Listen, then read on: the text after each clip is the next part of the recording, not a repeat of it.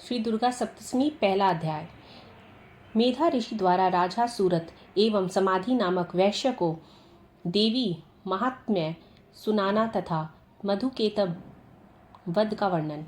मार्कंडेय जी ने कहा, मैं सूर्यपुत्र सावण मनु 8 मनुओं में से एक मनु के उत्पन्न होने की कथा को सविस्तार वर्णन करता हूँ, उसे तुम ध्यान देकर श्रवण करो।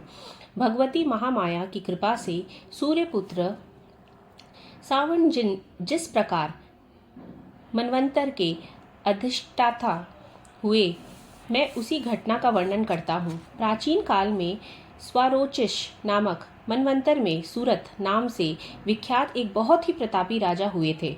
चैत्र वंशोत्पन्न उस सूरत राजा का सारे भूमंडल पर एक छत्र राज्य था।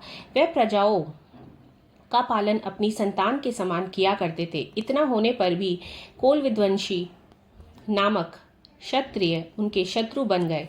राजा का उन शत्रुओं से युद्ध हुआ। उन कोल विध्वंसी क्षत्रियों की संख्या अल्प ही थी, किंतु विजय लाभ उन्हीं लोगों को मिला।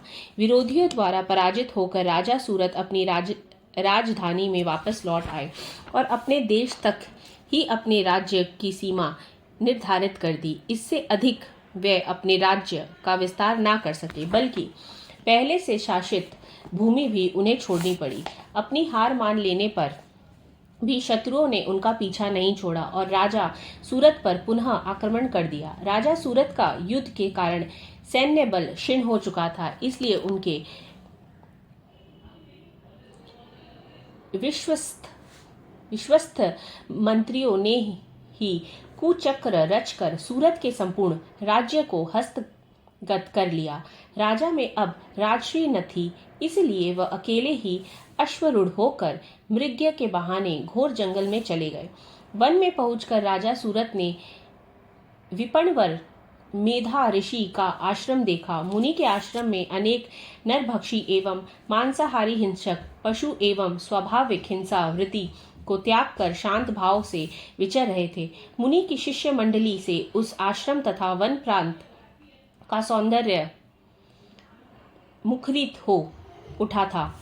आश्रम में आए हुए राजा सूरत की मुनि ने आव भगत की। कुछ दिन तक राजा सूरत की मुनि के आश्रम में रहकर विचार करते रहे। एक बार मोह माया से ग्रसित होकर राजा सूरत अपने मन में सोचने लगा, मेरे पूर्वजों द्वारा अधिकृत नगर आज मुझसे वियुक्त होकर खड़हर सा हो रहा है। मेरे विश्वासघाती कर्मचारी ने न जाने उस नगर की रक्षा करते होंगे या नहीं। अपने शरीर से निरंतर मद बहाने वाला मेरा मद हाथी आज न जाने किस स्थिति में होगा।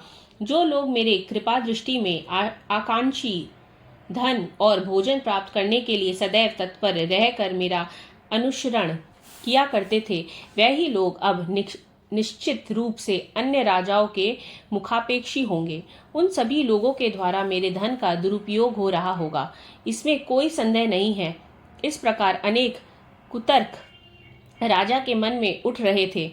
एक दिन मेधा मुनि के आश्रम के समीप एक वैश्य को देखकर राजा ने उससे पूछा, भाई तुम कौन हो? तुम्हारे यहाँ आने का क्या प्रयोजन है?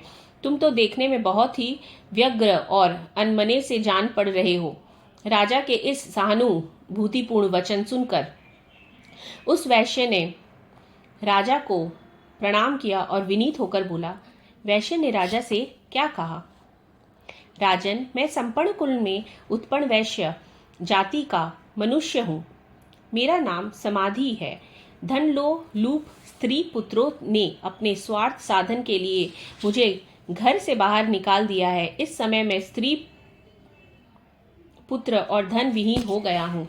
मेरे अपने प्रियजनों ने ही मेरे धन का हरण करके मुझे उस धन के लिए अंधिकारी ठहराया है। इससे शुद्ध होकर घर का परित्याग कर वन में चला आया हूँ। इस समय मेरे मन में उन्हीं कुटुंबियों के प्रति चिंता हो रही है। वह सब न जाने इस समय किस परिस्थिति में होंगे।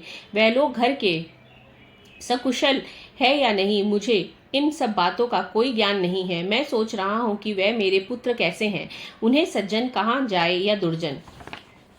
वैश्य की बात सुनकर राजा ने उससे पूछा,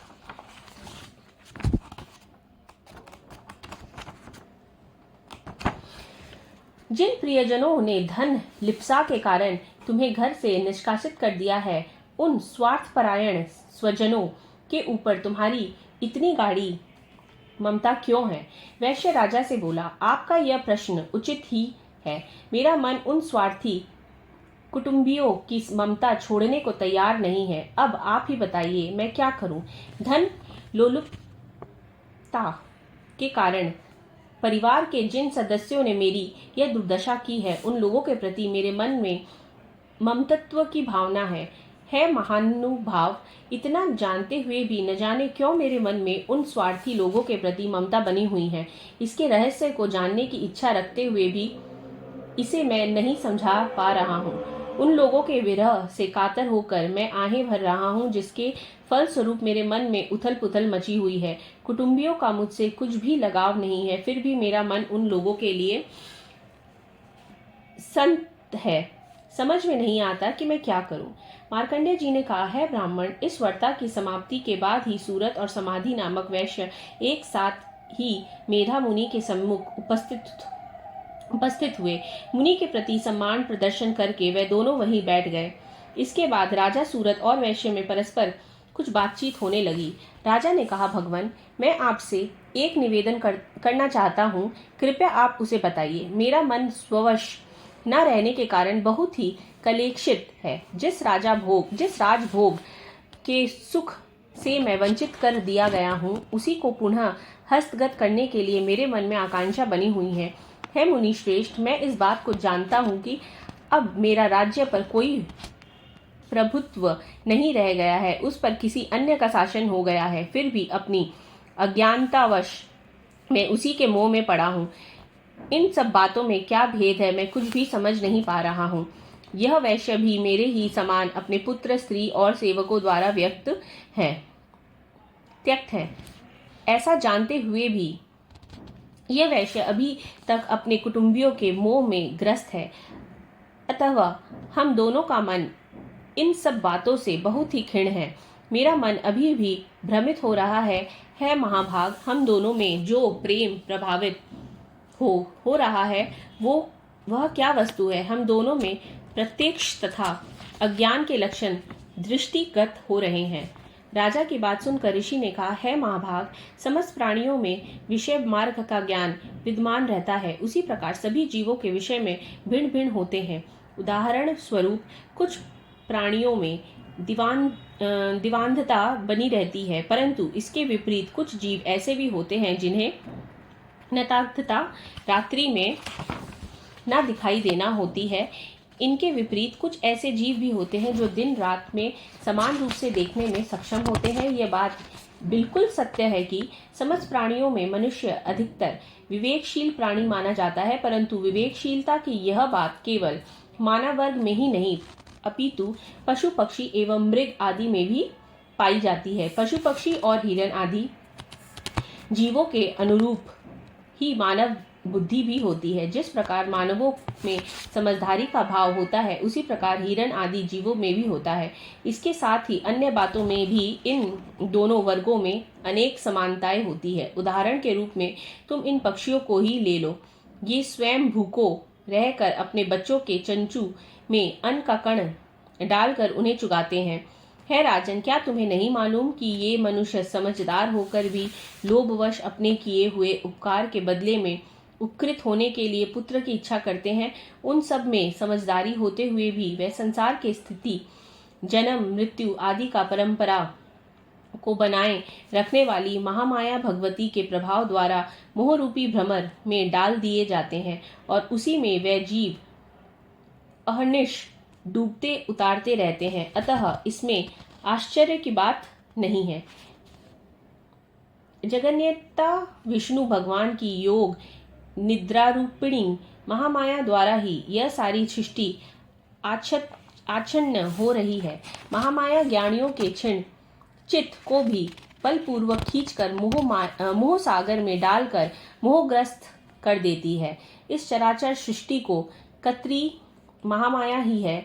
जब वह प्रश्न होती है तो मनुष्य के उद्धार के लिए मुक्ति लाभ का वर देती है। वह ही पराविद्या, परा और अपरा से 2 विद्या मानी गई है। संसार बंधन और मोह माया उत्पन्न कारिणी संतानिनी देवी है तथा समस्त देवों की अधिष्ठात्री है। इतना सुनकर राजा ने प्रश्न किया, भगवान, जिन्हें आप महामाया कह रहे हैं वह कौन सी देवी है? है ब्राह्मण,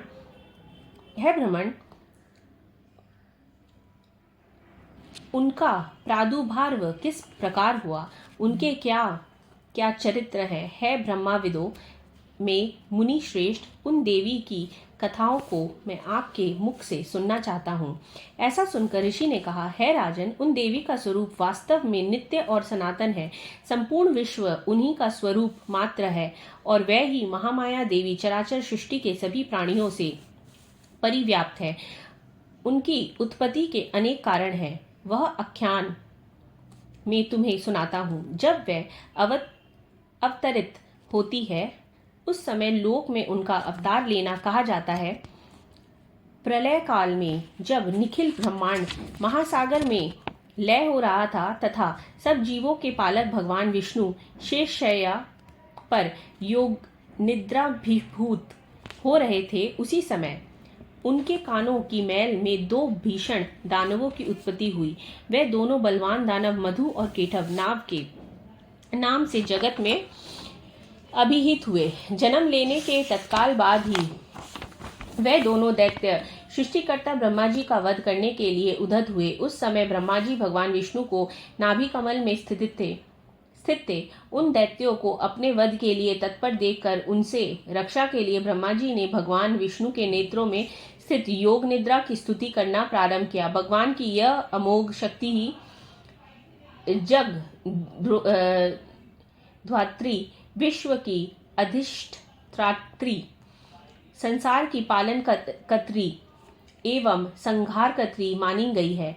उन्हीं योग माया भगवती की ब्रह्मा जी आराधना करने लगे। ब्रह्मा जी ने कहा, है देवी, तुम्हें स्वाहा स्वधा और वष्टकार हो, स्वर में भी तुम्हारे ही स्वरूप निहित है। तुम्ही प्राणदायिनी अमृत स्वरूपा हो। नित्य अक्षर प्रणव में अकार, उकार और मकार, इन तीनों मात्राओं में तुम्हारी ही अवस्थिति है। इन तीनों मात्राओं से भिन्न जो बिंदु रूपा नित्य अर्ध मात्रा है, जिसका विशेष रूप से उच्चारण नहीं हो सकता, वह भी तुम ही हो। है देवी, तुम ही संध्या, सावित्री तथा परम जननी स्वरूपा हो। तुम्हारे पर ही निखिल ब्रह्मांड आधारित है। तुम्हारे द्वारा ही इस सृष्टि की रचना होती है। तुम ही एकमात्र पालिका और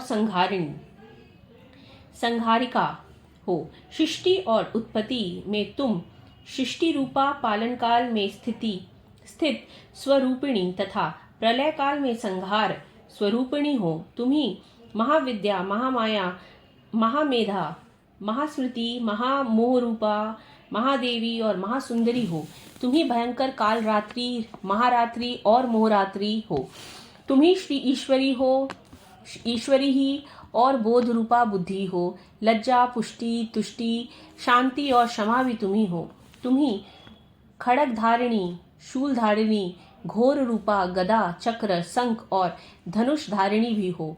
बाण, भुसुंडी, परिग इत्यादि तुम्हारे अस्त्र है। तुम सौम्य और सौम्यंतर हो। इतना ही नहीं बल्कि सृष्टि में जितनी सौम्य तथा सुंदर वस्तुएं हैं, उन सबसे कहीं अधिक तुम्हारा ही सौंदर्य है। परा एवं अपरा, इन दोनों विधवाओं से परे रहने वाली परमेश्वरी भी तुम ही हो। है देवी, विश्व की संपूर्ण सत असत वस्तुओं में पाई जानने वाली शक्ति भी तुम ही हो। अथवा तुम्हारी स्तुति अवर्णनीय है। संपूर्ण जगत के रचयिता, पालक और संहारक भगवान विष्णु को भी जब तुम्हें निद्राभिभूत कर रखा है, तब तुम्हारी स्तुति करने में सक्षम इस ब्रह्मांड में कौन है? मेरे सहित भगवान शंकर तथा विष्णु को भी शरीर धारण करने के लिए तुम्ही से प्रेरित किया है। अथवा तुम्हारी स्तुति में सभी असमर्थ है देवी, तुम तो अपने इन उदार प्रभावों के कारण ही प्रशंसित हो। इन दोनों अपराज्य दानवों को तुम विमुग्ध करके भगवान विष्णु की निद्रा भंग कर दो। इसके साथ ही साथ भगवान के अंतर्मन में मधु और केटव नामक असुरों के वध की प्रेरणा भी उत्पन्न कर दो। ऋषि ने कहा, है राजन, जिस समय ब्रह्मा जी ने भगवान विष्णु के निद्रा भंग के निमित्त उस तमोगुण की अधिष्ठात्री देवी की स्तुति की, उसी समय वह महामाया भगवान के नेत्र, मुख, नासिका, बाहु, हृदय और वक्षस्थल से निर्गत होकर अव्यक्त जन्मा ब्रह्मा जी के सामने प्रकट हो गई। योग निद्रा से विमुक्त होकर जगन्यंता भगवान जनार्दन उस एकाटर्ब के जल में सेव शय्या से जागृत हो उठे। निद्रारहित होते ही भगवान ने उस दोनों दानवों को देखा। वह दोनों ही दुराचारी दैत्य मधु और केटव अत्यंत पराक्रमी और शक्तिशाली थे। उन दोनों की क्रोध युक्त आंखें मानो ब्रह्मा जी को निगल जाना चाहती थी। ऐसी स्थिति में भगवान विष्णु ने उन दोनों महापराक्रमी दानवों के साथ 5000 वर्षों तक निरंतर बाहु युद्ध किया। वे दोनों ही दैत्य बल के मद में मत हो रहे थे। महामाया ने दोनों दैत्यों को अपने प्रभाव से मोहग्रस्त कर दिया था। ऐतदर्थ उन दोनों असुरों ने मोहमुग्ध होकर भगवान विष्णु से कहा, हम लोग तुम्हारी वीरता से अत्यंत प्रसन्न हैं। तुम हम लोगों से अपना इच्छित वर मांग लो। दैत्यों की बात सुनकर भगवान बोले, यदि तुम दोनों मेरे ऊपर प्रसन्न हो तो मैं यही चाहता हूँ कि तुम लोगों की मृत्यु मेरे ही हाथों में से हो। इसके अतिरिक्त मुझे किसी अन्य वरदान पाने की लालसा नहीं है। तब ऋषि ने कहा, जब उन राक्षसों ने मोहग्रस्त होकर समस्त भूतल को जलपूर्ण समझा, तब भगवान ने कहा, मेरा वध किसी सूखे स्थल जल विहीन भूमि में करो। इसके बाद ऋषि बोले, शंख, चक्र, गदा और पद्मधारी भगवान विष्णु ने तथास्तु वैसे ही हो कहकर उन दोनों दैत्यों के मस्तक को अपनी जांघों पर रखकर सुदर्शन चक्र द्वारा काट दिया। यह महामाया देवी ब्रह्मा जी की स्तुति से प्रसन्न होकर स्वयं ही उत्पन्न हुई थी। अब मैं तुमसे उनके प्रभाव के महात्म्य का वर्णन करता हूँ। इस प्रकार मधुकेटव वध नामक पहला अध्याय समाप्त।